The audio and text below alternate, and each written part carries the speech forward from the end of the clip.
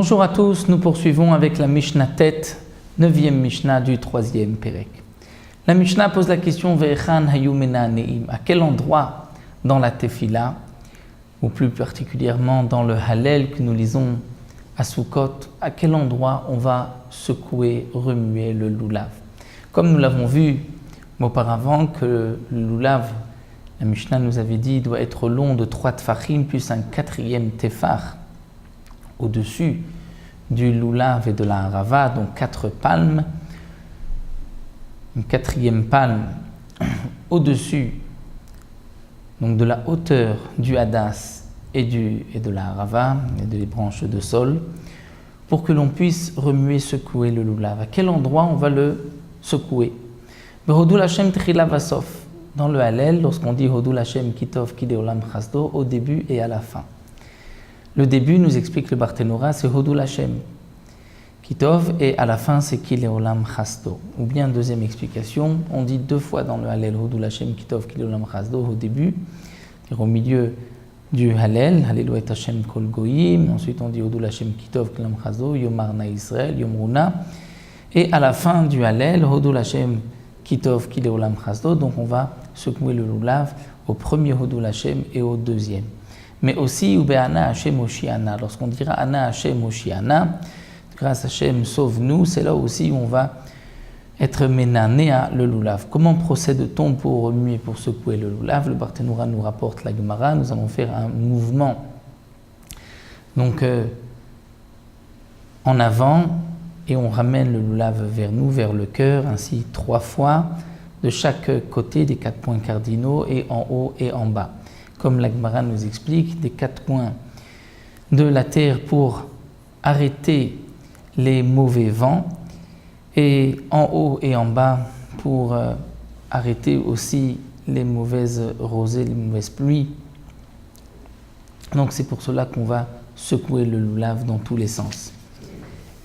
Divrei Bet Hillel, ce sont les paroles de Bet Hillel. Bet Shammai, Omrim, Bet Shammai nous disent Af be'ana Hashem hatzlichana. Même lorsqu'on dit Ana Hashem hatzlichana, on doit aussi remuer le lulav.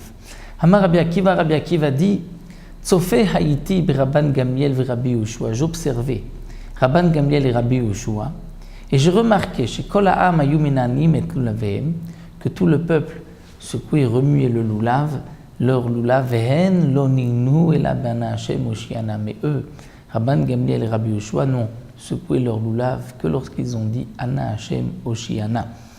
Mais comme le précise le Barthénora, la halacha est comme Bet Hillel, que donc nous allons remuer, secouer le lulav aussi lorsqu'on dit Hodul Hashem Kitov Kideolam Chasdo. Donc il y a 4 fois dans le Hallel, Hodul Hashem le premier, Ana Hashem Oshiana 2 fois, et Hodul Hashem Kitov Kideolam Chasdo le dernier. Si 4 fois dans le Hallel, on va secouer dans tous les sens le lulav.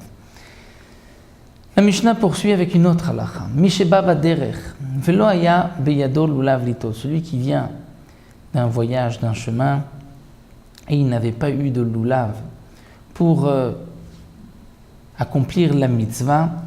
Donc lorsqu'il arrive chez lui, bien sûr, il doit s'empresser d'accomplir la mitzvah avant même de manger.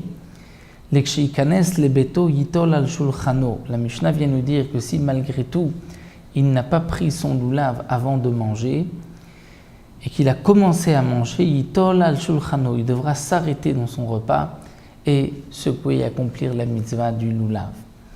Une autre halacha, lo natal shacharit yitol ben arbaim. Si quelqu'un n'a pas pu accomplir la mitzvah le matin, eh bien il pourra accomplir la mitzvah l'après-midi. Ben arbaim, c'est l'après-midi, puisque chez kol hayom kasher la lulav, toute la journée c'est kasher, on peut accomplir la mitzvah du lulav. Donc si on n'a pas pu accomplir la mitzvah le matin, on peut le faire l'après-midi. Donc voici quelques halachot que la Mishnah nous enseigne concernant cette mitzvah de remuer le ninoua, de secouer le lulav. Comme nous le verrons par la suite, en vérité la mitzvah minatora, c'est juste de prendre, ou le kartem lachem, de prendre le lulav. Dès qu'on a soulevé le lulav, on a pris le lulav, le hétrog dans les mains, on a accompli la mitzvah. Le reste de secouer, de remuer dans les sens, ça c'est une mitzvah en plus, midera banan. Là, on se retrouvera dans la 10e Mishnah, Mishnah Yud, la prochaine fois.